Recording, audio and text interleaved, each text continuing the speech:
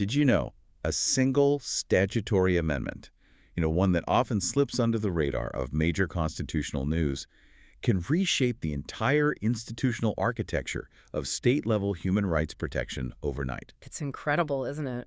We're talking about fundamentally shifting the power landscape for bodies designed to be our societal watchdogs. And that quiet yet profound statutory pivot is exactly what we're diving into today, looking specifically at the State Human Rights Commission, or SHRC. Welcome back to the Deep Dive, the show engineered to give you the most critical, condensed, and thoroughly analyzed knowledge straight from your most essential source materials. And for you, the learner, who is focused on navigating the complexities of Indian polity. Especially if you are drawing insights from foundational texts like M. Laxmikanth's 8th edition. Then yes, this deep dive is your shortcut. We are mastering a dynamically changing institution, tracing its evolution through crucial legislative shifts. But before we jump into the nuts and bolts of the 2019 amendment, just a quick, humble, but really important moment. If you find this content valuable, and if it genuinely speeds up your learning curve, please do us a huge favor. Humbly, we ask you to subscribe right now and consider joining our paid membership on YouTube if you are capable. Your financial support is truly crucial. It is. It's what keeps this research engine running and allows us to dedicate the time needed to deliver these highly researched, comprehensive deep dives regularly. And a massive, heartfelt shout-out right now to all existing members. Yes, thank you. Your faith and continued support are absolutely essential to everything we do. And please, don't forget to like this video and share your valuable comments below. Your feedback drives our direction and helps others find this important content. And speaking of driving direction, we've got your resources covered to make your study time even more effective. We do. Free notes summarizing this session, complete with practice. Previous year questions, or PYQs, are immediately available on our Telegram channel. And for those committed Legend members on YouTube, we offer something extra. That's right. Premium notes with extra PYQs and comprehensive model mains answers for complex analytical questions, accessible exclusively on our Discord channel. Those communities are essential extensions of this learning process, so do join them now. Today's mission, as you said, is exceptionally focused. We are undertaking a highly concentrated analysis for the learner, primarily drawing from the analysis presented in M. Laxmikanth's 8th edition. Specifically looking at the State Human Rights Commission, the SHRC. Exactly. And our goal isn't just to summarize its functions, it's to analyze the profound structural shifts imposed by the Protection of Human Rights Amendment Act of 2019. So we're dissecting the mechanics of a legislative overhaul that redefined how this quasi-judicial body must operate. Okay, let's unpack this. When people study constitutional bodies, they expect a chapter of static facts. But in the world of statutory bodies, the ground shifts constantly. All the time. And although we might expect a full, sprawling chapter dedicated solely to the SHRC, the most high-impact information we have actually centers around these specific statutory shifts. Because they illustrate the dynamic nature of governance. Precisely. So our mission, therefore, is to analyze the significant structural tweaks made to the SHRC by the 2019 amendments to the Foundational Protection of Human Rights Act of 1993. And this focus reveals a lot about the practical constraints and administrative goals that the central government prioritized when attempting to regulate and hopefully strengthen these state-level watchdog institutions. We have to begin by firmly establishing the legal nature of the body. I mean, this is the foundational concept for understanding everything else we'll talk about today. Right. What's fascinating here is that the National Human Rights Commission, the NHRC, and by extension the SHRC, is explicitly identified as a statutory body. So it's brought into existence directly by an act of parliament. Yes, the Protection of Human Rights Act, 1993. And the distinction here is absolutely critical. Statutory means it is not a constitutional body. It is not enshrined in the fundamental text of the Constitution itself. Unlike institutions like, say, the Election Commission or the CAG or the UPSC, those are constitutional. Right. And this distinction you see is the source of both their strength and their vulnerability. Their existence and powers are derived entirely from legislation. Meaning if Parliament had never passed the 1993 Act, these bodies simply would not exist. And this status is entirely shared by the State Human Rights Commission, the SHRC, operating at the state level under the same overarching statute. So why does that classification, statutory versus constitutional, matter so much, particularly for someone who needs to analyze institutional effectiveness for a demanding examination like the UPSC mains? Oh, it matters fundamentally, because statutory bodies are inherently susceptible to legislative amendments. They can be changed more easily? Much more easily. Their structure, their composition, terms of service, sometimes even their very mandate can be changed, often quite quickly, just by Parliament passing an amending act. Like it did in 2019. Exactly like it did in 2019. This means that if the government decides the current structure is inefficient or too expensive or just needs modernization, they can implement those changes without the huge procedural hurdle of a constitutional amendment. So it grants flexibility to the executive and legislature to respond to changing administrative needs. But on the other hand, doesn't it also introduce an element of insecurity? That's the other side of the coin. Constitutional bodies are seen as having guaranteed independence, right? They're insulated from transient political majorities. They are. So statutory bodies, lacking that constitutional shield, are structurally more vulnerable to political influence or executive control over their functioning. Which sets the stage perfectly for discussing the 2019 changes. It does. And that leads us directly to the practical effectiveness of these bodies even before the 2019 amendment. Okay. If we look briefly at the senior body, the NHRC, the source material highlights several inherent limitations, which often apply in a similar way to the SHRC. And this sets up the why behind the push for these reforms. Exactly. The commissions, frankly, they struggle to cope with the expectations of victims due to significant practical constraints. And what are the primary constraints mentioned in the source material? What necessitated these reforms aimed at, increasing efficiency? The material highlights a really critical operational bottleneck, one that hits at the very heart of their ability to investigate. Which is a persistent shortage of experienced investigating officers. The commissions are tasked with investigating incredibly serious matters. We're talking custodial deaths, torture, illegal detentions, things that often involve the police or paramilitary forces, agencies of the state. And the irony here is quite stark. For the SHRC to conduct spot inquiries effectively on such volatile and sensitive issues, they need sufficient, specialized, experienced staff, especially investigators. Of course. But where did these staff members come from? Well, that's the problem. They are typically seconded or provided by the government itself, usually drawn from police departments or other government agencies. So the shortage severely limits the Commission's ability to thoroughly fulfill its mandate. It does. Imagine an SHRC trying to investigate an alleged custodial death, but they don't have their own cadre of objective investigators. They have to rely on investigators supplied by the same government machinery whose personnel are potentially under scrutiny. Precisely. That perfectly illustrates a structural conflict of interest, doesn't it? Yeah. The very effectiveness of these human rights sentinels is constrained by resource allocation and staff quality. Factors controlled by the very executive they are meant to scrutinize. They are tasked with checking the state, but they rely on the state for the resources necessary to perform the check. This interdependence is a core flaw in the statutory design. And it suggests why a structural reform might be attempted, not just to improve efficiency on paper, but maybe to try and address recruitment or institutional viability issues, just ensuring the chairs and member positions can be filled promptly. Exactly. The 2019 amendments, therefore, can be viewed as Parliament's attempt to address these viability issues, recruitment difficulties, administrative rotation, even if that core independence issue of relying on state investigators remains largely unaddressed. Okay, that context is essential. We understand the limitation lack of resources and staff leading to these operational constraints. Here's where it gets really interesting, because we move from structural limitation to structural modification. Let's look at how Parliament, through the 2019 amendment, directly intervened to address some of these organizational and recruitment issues, aiming to streamline the functioning of the state human rights commissions. The Protection of Human Rights Amendment Act of 2019, it was a comprehensive move. It recalibrated the architecture of both the NHRC and the SHRC. And for our purposes, we're focusing in on the SHRC. Right. And for the SHRC, it brought about 3 absolutely key shifts. They were designed to enhance flexibility, broaden the recruitment pool, and standardize, or at least clarify, operational capacity across the state and union territory spectrum. Okay, let's start with the most concrete and easily verifiable administrative change, the one that affects anyone appointed to these posts. The change in tenure. The change in tenure. This is a classic factual detail, crucial for preliminary examinations, but its implications run much deeper. Indeed. The most visible and widely discussed change was the reduction in the tenure for both the chairperson and the members.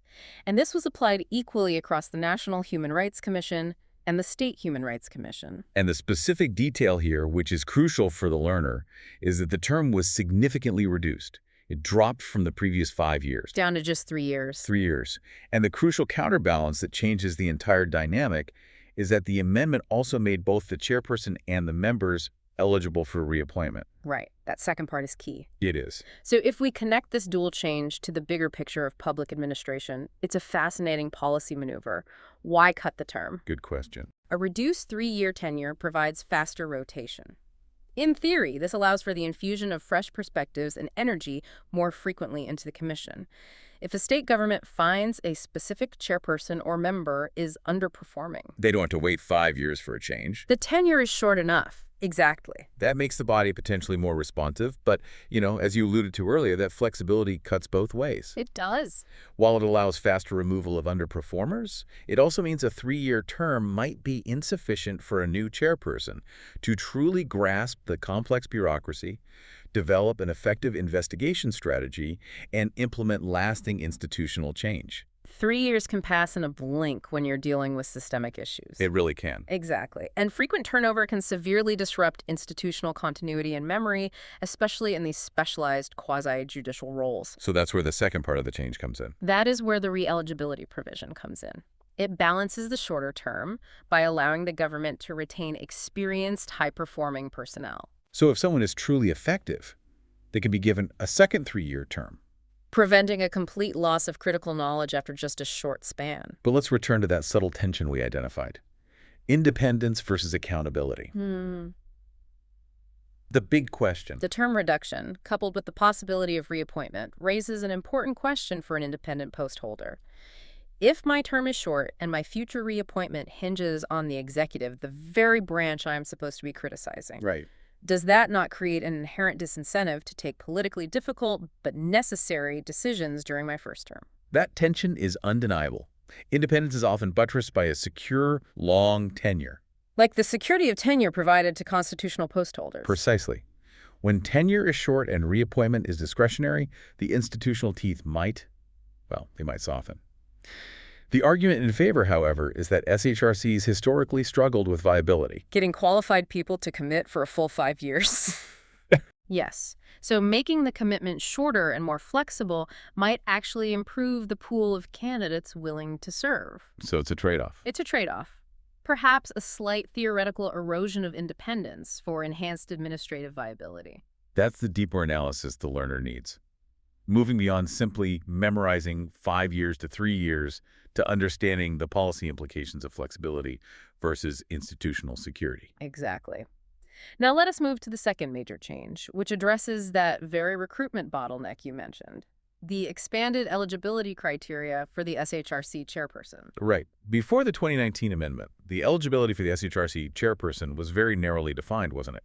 It generally required the highest judicial office at the state level. Correct. The original design demanded that the chairperson had to be a person who has been the Chief Justice of a high court. And the 2019 amendment broadened this requirement significantly. Recognizing the practical constraints faced by many states. So the new eligibility standard is now, what is it exactly? The new standard is critical.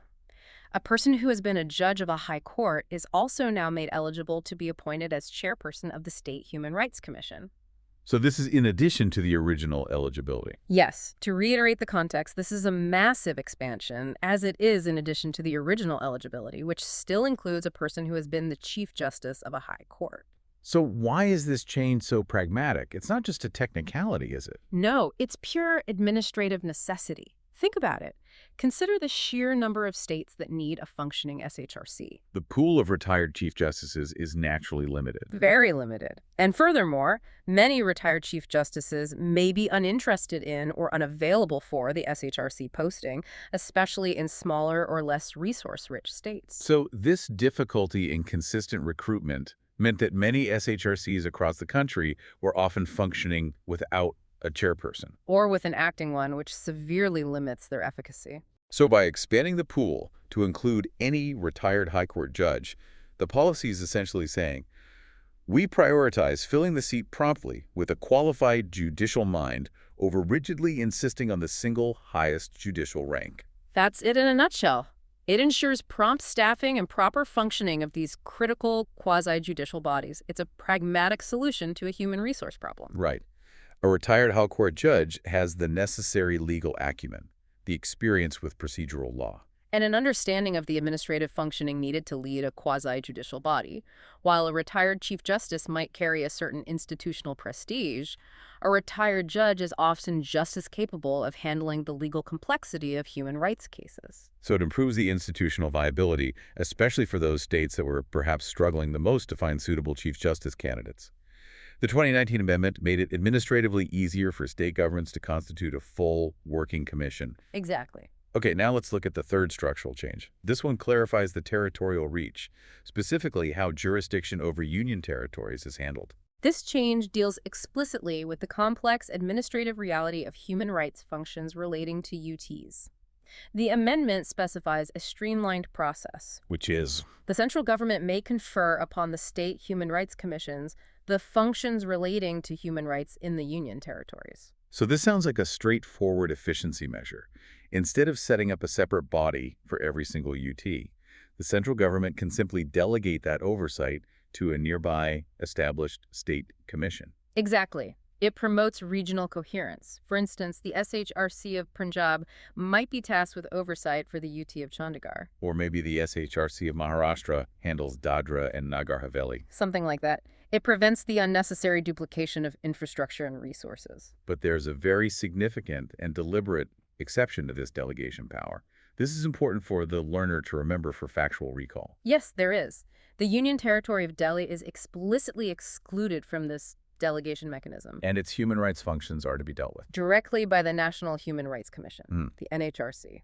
Why the exclusion for Delhi? It seems like a bit of a logistical outlier.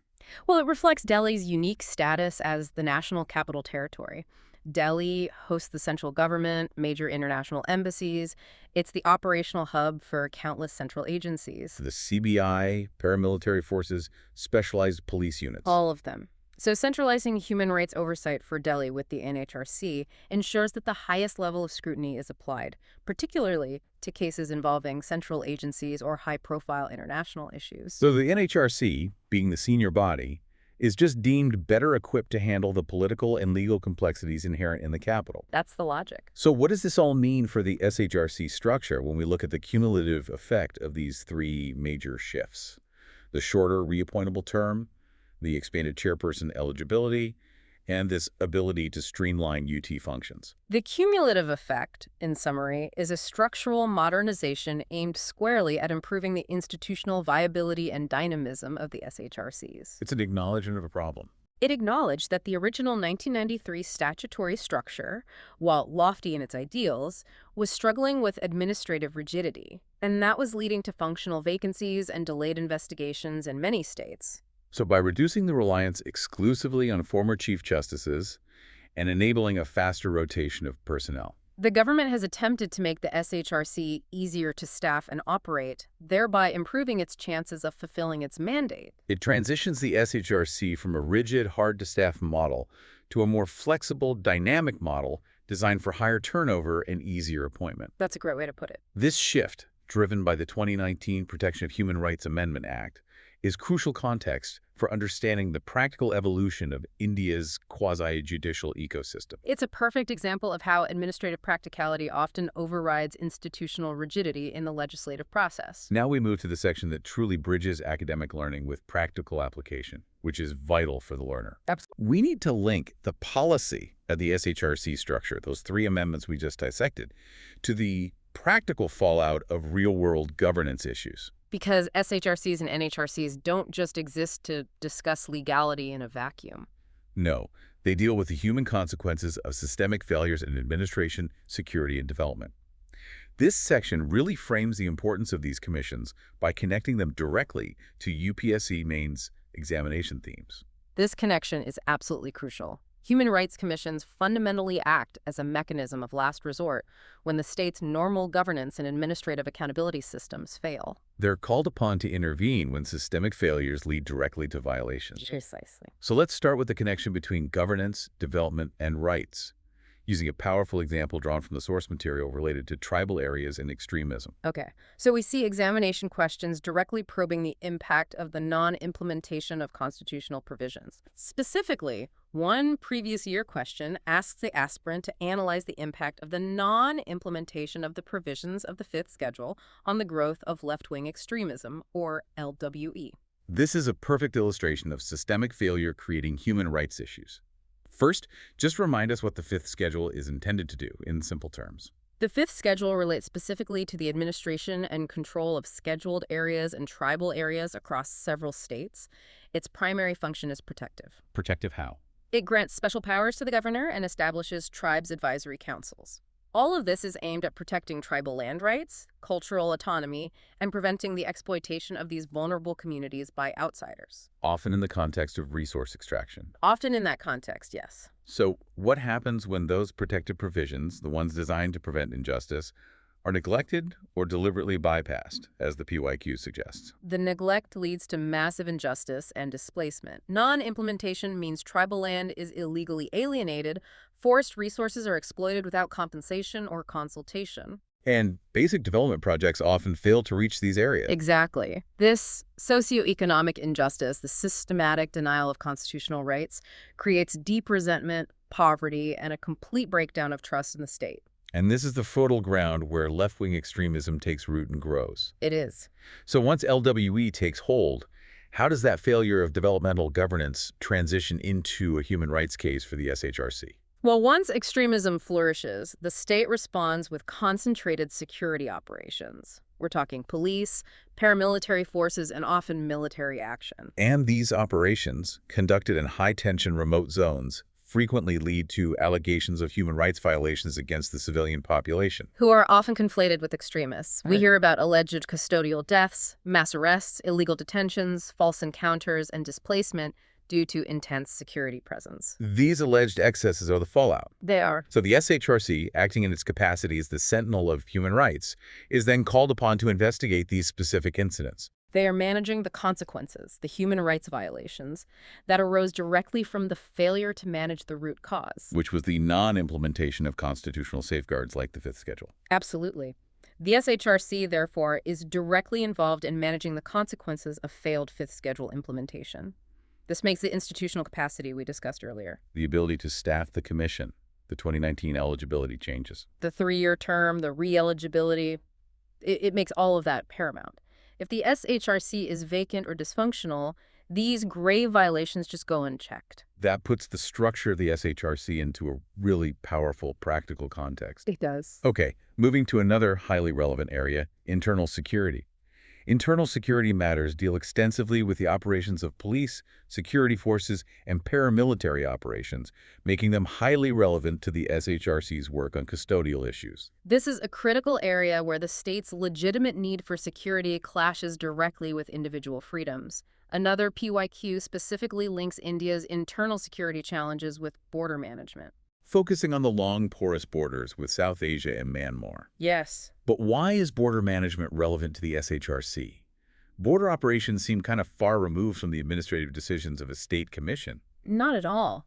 Internal security threats, whether they stem from external infiltration or internal insurgencies, necessitate a heavy deployment of security forces in often remote, volatile border areas. And these regions are subject to laws and protocols that grant security forces wide latitude, like Special Powers Acts. Right, and incidents involving these security forces and the local civilian population, who are often caught in the middle, are tragically common. So we're talking about allegations of arbitrary arrests, use of excessive force, illegal searches, or other forms of state misconduct in these high-stress, high-security zones. And because these areas are remote and public oversight is limited, allegations often result in human rights complaints directed at the state administration. Which makes the oversight function of the SHRC and the NHRC crucial.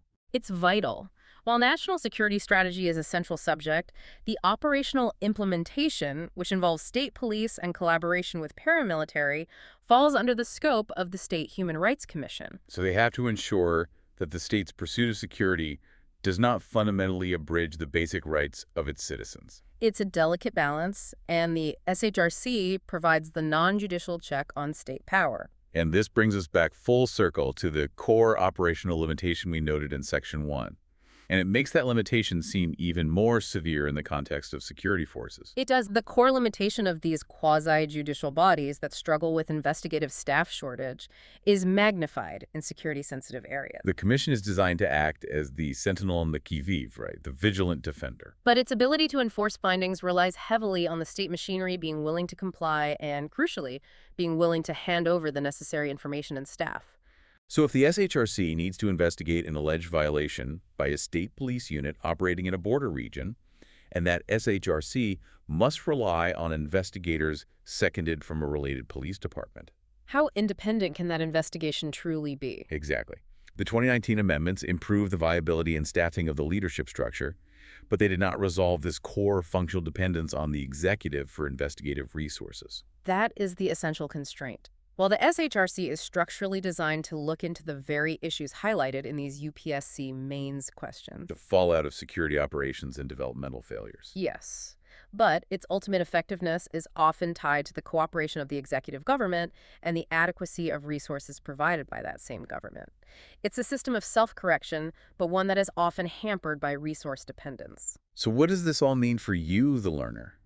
The crucial takeaway is that understanding the SHRC isn't just about rote memorization, the tenure reduction, the new eligibility. No, it's about analysis. It's about analyzing how the statutory limitations and the recent structural changes impact the Commission's ability to effectively intervene in critical governance areas like internal security and tribal development. So when you write about governance failure, you must integrate the role and the structural constraints of institutions like the SHRC. Right. The 2019 amendments were fundamentally an attempt to ensure the institutional engine was running smoothly, easier staffing, faster rotation, so that it stood a better chance of handling the sheer volume and complexity of governance-related human rights cases.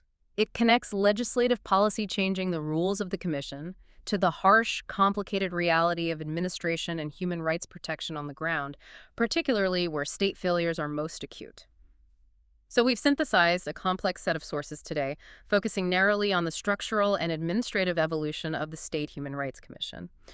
We started by grounding the SHRC as a statutory, not constitutional, body, which explains its susceptibility to legislative changes like that crucial 2019 Amendment Act. We then identified the three key structural modernizations introduced to enhance viability and flexibility. The shift to a shorter, 3-year, reappointable term. The pragmatic expansion of the chairperson eligibility to include high court judges alongside chief justices. And the clarified centralized handling of UT functions, with Delhi specifically excluded and reserved for the NHRC.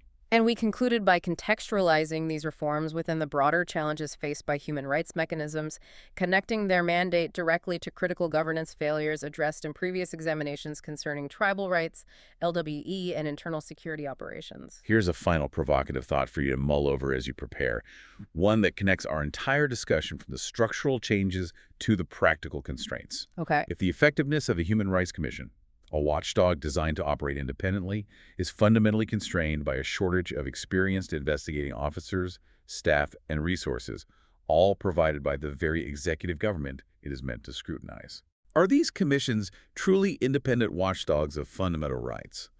Or are they functioning largely as advisory mechanisms whose ultimate power to hold the state accountable is dependent on the goodwill and cooperation of the very system they are meant to check? That's the question to think about. Think about that trade-off between the institutional flexibility achieved in 2019 and the ultimate institutional teeth. A great closing thought. If this deep dive was helpful, and we sincerely hope it provided you with the detailed analysis needed for your preparation, please do remember to like this video and share your valuable comment. Your feedback is incredibly motivating. It tells us what topics you need us to cover next. It really does. To continue supporting the creation of this type of highly researched, in-depth content, please subscribe and seriously consider joining the paid membership on YouTube. We also remind you that free notes and practice PYQs are waiting right now on our Telegram channel. And premium content with extra PYQs and comprehensive model mains answers is accessible exclusively on Discord for our Legend members. Thank you again from the bottom of our hearts to all our existing members. You truly make this detailed work possible. Keep learning, keep questioning the system, and we'll catch you on the next deep dive.